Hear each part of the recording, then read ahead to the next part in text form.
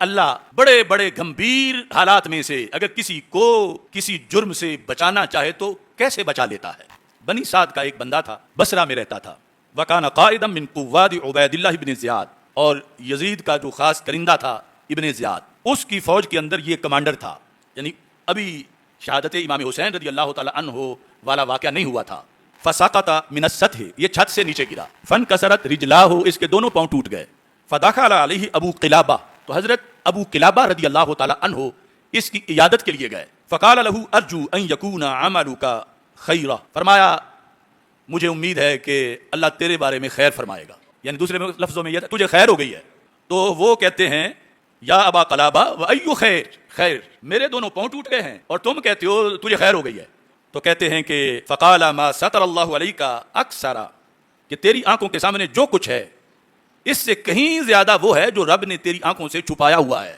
تیری آنکھوں کے سامنے تو یہ دونوں پاؤں ٹوٹ گئے اور بڑا تجھ پہ غم ہے اور مصیبت ہے، لیکن ایک بہت بڑی مصیبت ہے، مجھے امید ہے رب نے تجھے اس سے بچا لیا ہے۔ تو بہرحال یہ گفتگو ہوئی اور وہ ابو قلابہ چلے گئے۔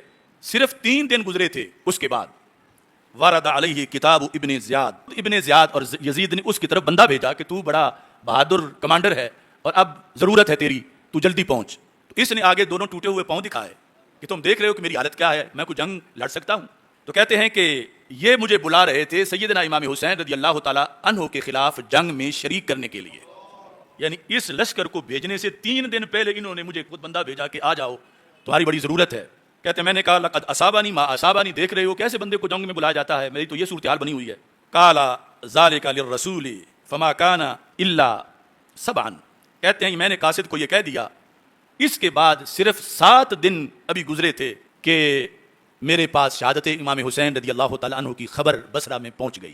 اب کہتے ہیں فقال الرجل، اسی کمانڈر نے کہا، کہتا ہے رحم اللہ ابا قلابہ، اللہ رحم کرے ابو قلابہ پر، کیوں؟ لقد صدقا، انہوں نے سچ فرمایا تھا۔ اس وقت جب مجھے سمجھ نہیں آ رہی تھی، میرے دونوں پاؤں کا ٹوٹ جانا میں سمجھ رہا تھا کہ یہ میرے خسارے میں ہے، انہوں نے فرمایا تھا یہ چھوٹا خسارہ ہے، اس کی وجہ سے رب نے تجھے بڑے خسارے سے بچا لیا ہے۔ اگر تیرے خون ہاتھ رنگین ہو جاتے آل رسول صلی اللہ علیہ وسلم کے خون سے تو پھر وہ خسارہ بہت بڑا خسارہ تھا۔ اس بنیاد پر کہنے لگے انہوں نے سچ کہا کہ اللہ تبارک و تعالیٰ نے مجھے اتنے بڑے خسارے سے چھت سے نیچے پھینک کے محفوظ کر لیا ہے۔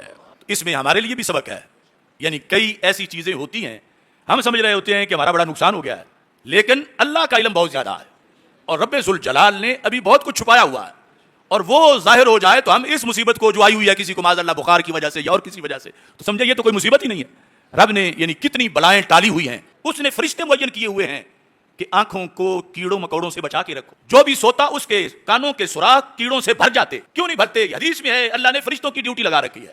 یہ مخدوم انسان اس کے لیے اتنے محافظ، اور پھر اس کے لیے آزمائش چونکہ اشرف المخلوقات ہے، اور یہ ہمارے عقل میں وہ چیزیں نہیں آ سکتی جن کو ہم جمع تفریق کر کے فیصلے کرنا شروع کر دیتے ہیں۔ عقل قرباں کن بپیش مصطفیٰ۔